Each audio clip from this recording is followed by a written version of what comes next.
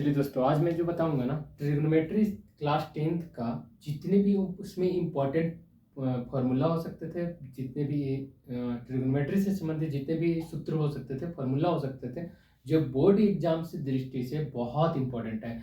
आप अगर state board exam दे रहे हो या आईसीआईसी बोर्ड दे रहे हो या सीबीएसई बोर्ड दे रहे हो, ये सभी में आपका इम्पोर्टेंट होता है फार्मूला बेस्ड, क्योंकि इसमें फार्मूला बहुत सारे हैं। अब इसमें मेनली जो ट्रिग्नोमेट्री में पढ़ना है ना, तीन एक्सरसाइज पढ़ना है। ये चैप्टर है आपका क्लास 10th का 8 है। इसमें 8.1 एक्सरसाइज पढ़ना है, 8.2 पढ़ना, 8.3 पढ़ना है। ये मैं तीनों से बताऊंगा कौन सा इंपॉर्टेंट है, तीनों में क्या यूज होने वाला है, कौन सा किस में यूज करूंगा, ये पता होना चाहिए आपको। और बेसिकली यहाँ आपको बच्चे को कंफ्यूजन होता है कि कौन सा फॉर्मूला कैसे यूज करूंगा, कहाँ से कौन सा फॉर्मूला बनता है, ये सभी मैं आपको बताने वाला हूँ। अब देखिए, मैं एक एक करके आपको बताऊंगा 8.1 में कौन सा है और 8.2 में कौन सा है, ये सभी मैं बताऊंगा। देखिएगा दोस्तों, 8.1 में मेनली हम सीखे थे ना ट्रिग्नोमेट्री रेशियो। ट्रिग्नोमेट्री मैं यहाँ इधर से थोड़ा बताता हूँ। ट्रिग्नोमेट्री रेशियो क्या पढ़ा था? ट्रिग्नोमेट्री रेशियो पढ़ा था। अब यहां से ध्यान दीजिएगा, ट्रिग्नोमेट्री रेशियो त्रिकोणमितीय अनुपात, त्रिकोणमितीय अनुपात अनुपात पढ़ा हूं। अब इसमें मैं बताया था, अब पिछली वीडियो में मैं समझाऊं, जब चैप्टर कंप्लीट करवाया था ना उस समय भी समझाया हूं। अब देख सकते हैं मेरे प्लेलिस्ट में आप जाकर, तीनों एक्सरसाइज को बहुत अच्छे से और डिटेल से समझाया एनसीईआरटी का। देखिए मेनली यहाँ जो त्रिकोणमितीय अनुपात में ना, आपका मेनली पढ़ना है साइन, कोस, टैन, सेक, कोसेक और कोट पढ़ना है। ये 6 ट्रिग्नोमेट्री रेशियो आपको पढ़ना है एक्सरसाइज 1 में। अब मेनली कहाँ यूज किसका करते हैं, तो आप इसके साथ एक और चीज मैं समझा देता हूँ। इसमें पढ़े होंगे लाल बट्टा कक्का, ये सब टीचर बताते भी हैं। ये हिंदी मीडियम के लिए है, क्योंकि एल फोर लंब होता है, ए फोर आधार होता है, एल फोर लंब होता है, के फोर कर्ण होता है और के फोर कर्ण, और यह ए फोर आधार। यही इंग्लिश मीडियम वाले बच्चे पढ़ते हैं पंडित बद्री प्रसाद, यानी इसको पापा बेटा पापा हरा हरा बोल बोल सकते हैं, या तो पंडित बद्री प्रसाद हरी हरी बोल। P for perpendicular, B for base, H for hypotenuse.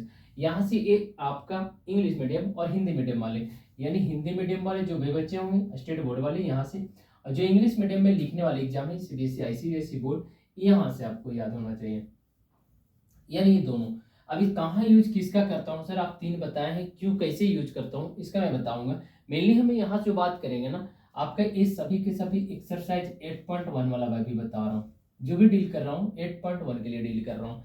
याद रखिए आगे भी यूज है, 8.3 में भी यूज है, 2 में भी यूज है, बट आपको 8.1 में ये सभी समझाया गया है इस एक्सरसाइज में, इसलिए मैं बता रहा हूँ। यहाँ से देखिएगा दोस्तों, एक चीज है कि ना, यहाँ एक ट्रायंगल पढ़ते हैं।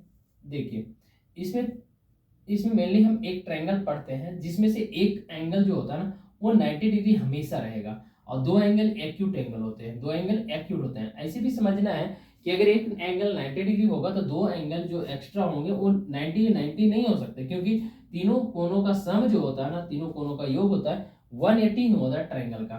तो बताइए एक एंगल 90 ऑलरेडी पहले से कंप्लीट है। मैं बोला कि एक एंगल 90 होगा, पूरी ट्रिग्नोमेट्री में पढ़ूंगा कि राइट एंगल ट्रायंगल के बारे में ही यहाँ 10th में एक पे। यहाँ से बाकी 2 एंगल जो होंगे वो दोनों को जोड़ने के बाद में 90 होगा, यानी एक्यूट एंगल होंगे। एक्यूट एंगल कहने का मतलब न्यून कोण, जो एंगल होंगे ए और सी ये न्यून कोण होंगे। अब एक चीज यहाँ से ध्यान रखिएगा, जो 90 के सामने वाला साइड जो होता है ना, ये हाइपोटेनियस होता है, इंग्लिश वाले समझेंगे कर्ण होता है। तो एच फॉर हाइपोटेनियस, बार बार मैं बोल रहा हूँ आपको समझना है, क्योंकि यहाँ भी समझाया हाइपोटेनियस। अब 90 डिग्री सामने वाला जो साइड होता है ना, ये हमेशा क्या होता है, कर्ण होता है, यानी कहने का मतलब हाइपोटेनियस होता है। अब जो मेनली 2 साइड बचा ना सर, किस कंडीशन में कौन होगा सर, ये मेनली होता है।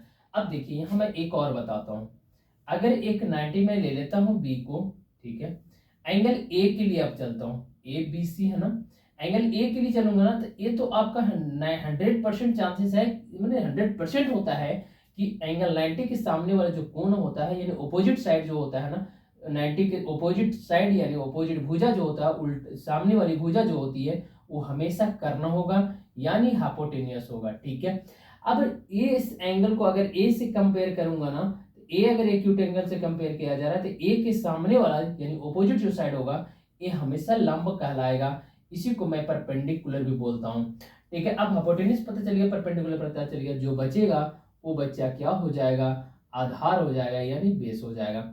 यानी कहने का मतलब अगर एंगल ए ले रहा हूं तो उसके सामने वाला, इसका मतलब सर अगर सी लूंगा, यहाँ पे और भी कंडीशन देख लीजिए, एक और कंडीशन हो सकता है, तीन ही कंडीशन हो सकते हैं। एक 90 डिग्री है ना, ए आपका ए है, ए आपका सी है। अगर इस एंगल को लेता हूँ, ए तो हमेशा करना होगा क्योंकि 90 के सामने वाला है, यानी दैट मीन्स हाइपोटेनियस होगा। अब इसके सी के सामने वाला एंगल, यानी जिस एंगल को मैं लेता हूं उसके सामने वाला एंगल हमेशा क्या होगा, लंब होगा। अब याद रखिएगा, यानी लंब फॉर पी फॉर परपेंडिकुलर, जो बचा वो आपका बेस हो जाएगा, यानी इसी को मैं हिंदी में बोलता हूँ आधार। हिंदी और इंग्लिश दोनों को मैं साथ लेकर चल रहा हूँ क्योंकि मेरे वीडियो देखने वाले दोनों बच्चे हैं। अब यहाँ से चलिएगा, आपको ये तीनों ट्राइंगल समझ में आ गया होगा। अब जो मैं यहाँ लंब बटा कर्ण, आधार बटे कर्ण, लंब बटा आधार और perpendicular by hypotenuse, base by hypotenuse, perpendicular by base जो लिया हूं ना, ये मेनली होता किसका है सर? तो देखिए फर्स्ट जो होता है ना, मैं इधर से फिर से समझाता हूँ। जो लाल बटे कक्का लिखा ना, यहां से समझिए, ठीक है बच्चे। और जो बच्चे परपेंडिकुलर बेस और परपेंडिकुलर हाइपोटेनियस, हाइपोटेनियस और क्या बोलेंगे, बी, मैंने बेस के बारे में। अगर ये जो फर्स्ट वाला है ना, अगर समझूं तो इस साइन को दिखलाता है, यानी ट्रिग्नोमेट्री रेशियो में 6 जो यहाँ बतलाया हूँ, 1 2 3 4 5 6, ये ट्रिग्नोमेट्री रेशियो 6 का बारे में पढ़ा था। 6 के बारे में पहला जो है ना, ये रेशियो दिखलाएगा आपका साइन का। दूसरा जो दिखलाएगा बच्चा, एक कोस को दिखलाता है। किसको दिखलाता?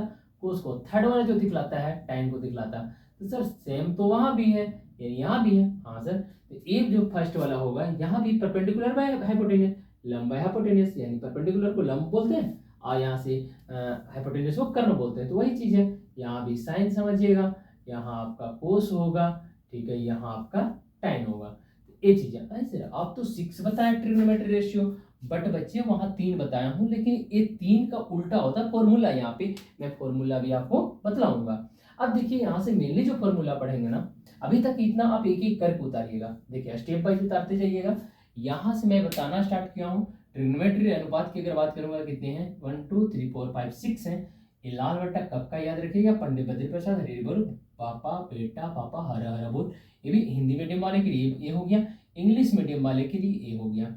यहाँ से मैं एक समझा दिया कौन सा लंब होता है, किस कंडीशन में लंब कौन सा होता है। तो हमेशा एक्यूट एंगल के सामने वाला हमेशा लंब कहलाएगा, परपेंडिकुलर कहलाएगा। और जो 90 डिग्री के सामने वाला है वो हमेशा हाइपोटेनियस यानी कर्ण कहलाएगा। बाकी जो बचा भुजा होगा वो हमेशा आधार होगा यानी बेस होगा। अब जो नेक्स्ट मैं बताने वाला हूं ना, यहाँ से समझिएगा, फॉर्मूला कुछ बता रहा हूँ। देखिए साइन, अगर एंगल साइन थीटा की अगर बात करूंगा ना, थीटा कहने का मतलब दैट मींस एक्यूट एंगल। अगर सी को मैं सी लेता या तो थीटा भी ले सकता था, ए को ए भी ले सकता हूँ थीटा की जगह, या तो ए की जगह ए ले सकता हूँ, बी सी डी जो भी ले रहा है, या थीटा में लिए हम पढ़ता हूँ।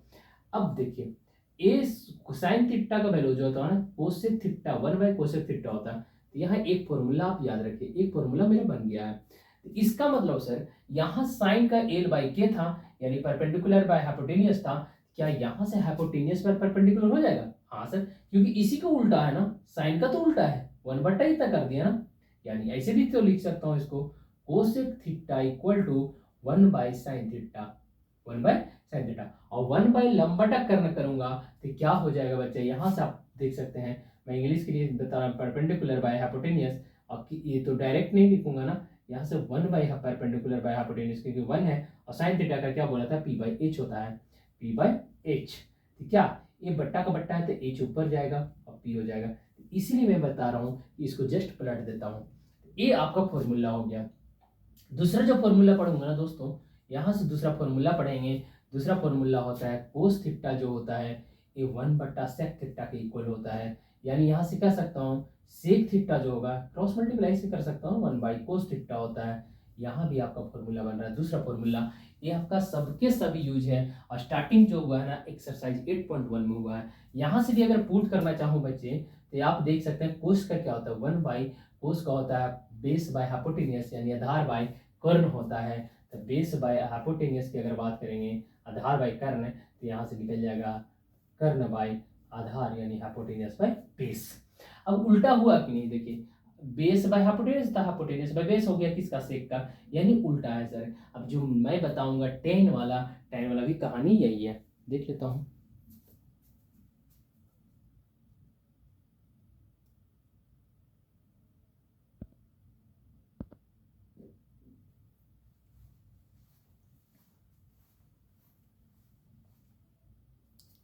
देखिए बहुत डिटेल से बताया जा रहा है, याद रखिएगा बहुत ही डिटेल से बताऊंगा, जितना डिटेल से हो सकता है, इससे ज़्यादा डिटेल कोई टीचर नहीं बताएगा, याद रखिएगा आप, एक बार जरूर देखिएगा। अब देखिए टैन थीटा, अब ऊपर वाला थोड़ा सा मैं मिटाता हूँ, जो ट्रिग्नोमेट्री अनुपात लिखा हूँ ना, ये मैं मिटाता हूँ। देखिए यहाँ से अभी मैं, अब यहाँ से थोड़ा सा ध्यान दीजिएगा, जैसे बोला टैन थीटा, वहाँ तो मैं दो लिख दिया, टैन थीटा का वैल्यू हो गया 1/कोट थीटा होता है, ये भी फॉर्मूला है, यानी कोट थीटा का जो वैल्यू लिखूंगा सर 1/टैन थीटा होता है।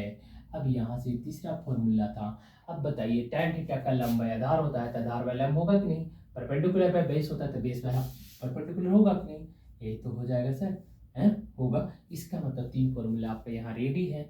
एक और फॉर्मूला इसमें बताऊंगा, बाकी आप इसको नोट डाउन कर सकते हैं। यानी टैन थीटा का एक और फॉर्मूला होता है sine theta by cos theta होता है, याद रखिएगा, ये भी होता है। और कोट थीटा का एक और फॉर्मूला होता है cos theta by sine theta.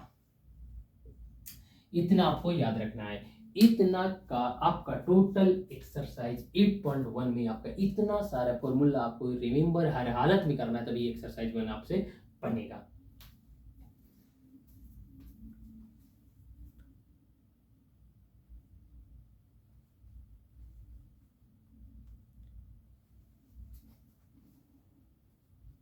आप इसको उतार सकते हैं या तो स्क्रीनशॉट लीजिए।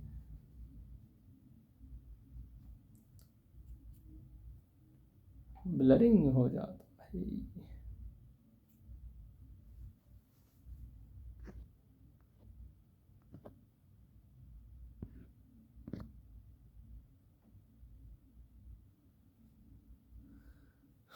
अब देखिए,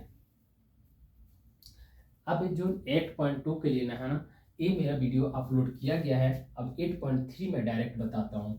8.3 में कुछ नहीं है, 8.2 का डायरेक्ट जो वीडियो है ना, आप जाकर देख सकते हैं, बहुत अच्छा से बताया एंगल टेबल। एंगल टेबल का यूज आपका 8.2 में है एक्सरसाइज में, और वहाँ से आप ये सब फॉर्मूला का भी यूज है, बट आपको मेनली जो है ना एंगल याद होना चाहिए 8.2 में, ये इसलिए मैं बता दिया हूँ। उस समय भी जब 8.2 एक्सरसाइज कंप्लीट करवा रहा था, क्वेश्चन टोटल क्वेश्चन कंप्लीट करवाया गया है 8 चैप्टर का, ट्रिग्नोमेट्री का, हिंदी इंग्लिश दोनों बच्चे देख सकते हैं आराम से। अब एक्सरसाइज 8.3 में कौन कौन सा यूज हुआ है सर, इसके लिए बता रहा हूँ। पहला यहाँ से आइडेंटिटी का यूज हुआ। आइडेंटिटी आप पढ़े होंगे, जब ए प्लस बी का होल स्क्वायर एक्स प्लस ए वाई का होल स्क्वायर, तो आइडेंटिटी 1 2 ऐसे बोलता था, वहाँ 7 8 आपको पढ़े होंगे 8 क्लास में, 9th क्लास इसमें भी पढ़ना है, 8 क्लास में पढ़ना है, 7 से तो स्टार्ट हो गया है, बट 8 और 9 में पूरी तरह से आइडेंटिटी। आइडेंटिटी दैट मीन समीकरण यानी इक्वेशन। तो इक्वेशन यहाँ ट्रिग्नोमेट्री आइडेंटिटी पढ़ेंगे, तो यानी साइन और कोस थीटा का, साइन थीटा का, कोस टेन और कोट सेक और कोसेक का हम यहाँ मेनली पढ़ेंगे। तो यहाँ से 8.3 में मैंने जो फॉर्मूला पढ़ेंगे हम, यहाँ से sine square theta plus cos square theta equal to 1 होता है। क्या यहाँ से और भी फॉर्मूला निकलता है? तो मैं इस टोटल निकालूंगा, क्योंकि मैं बोल चुका हूँ, पूरा डिटेल के साथ बताऊंगा। बताइए, यहाँ से मैं साइन स्क्वायर को रखता हूँ इधर ही, ये कोस को मैं उधर ले जाऊंगा तो माइनस में जाएगा क्या? यस सर, ये भी फॉर्मूला बन गया। अब यहाँ से कोस को रखता हूँ इधर ही, साइन को उधर ले जाऊंगा तो माइनस साइन स्क्वायर होगा क्या? यहाँ से एक फॉर्मूला मेनली ये फॉर्मूला है, इससे दो और निकाल दिया। ठीक है सर। अब दूसरा फॉर्मूला देखिए, 1 प्लस टैन स्क्वायर जो थीटा होता है ना सर, ये आपका सेक स्क्वायर थीटा के बराबर होता है, सेक स्क्वायर थीटा होता है। यहाँ से मैं तीन रिलेशन है ना, 1 2 3, तो तीन फॉर्मूला बनेगा। 1 इक्वल टू अगर लिखना चाहूँ सर, तो यहाँ से sec square theta minus tan square theta होगा सर। गुड। अब यहाँ से एक और चीज लिख सकता हूँ सर, क्या लिख सकता हूँ बताइए? यानी जो है ना, यहाँ से टैन स्क्वायर को इधर ही रखता हूँ सर, यानी ये 1 को उधर ले जाऊँ तो सेक स्क्वायर थीटा माइनस 1 कर सकता हूँ। यहाँ से भी तीन फॉर्मूला बन गया। अब देखिए जो लास्ट है फॉर्मूला ना, यानी एक्सरसाइज 8.3 में, ये मेनली पुराने सिलेबस के अनुसार 8.4 में है, लेकिन 8.3 में है। क्यों? न्यू सिलेबस में आपका 8.3 था ना, वो हटाया तो वो 4 वाला 3 में बन गया।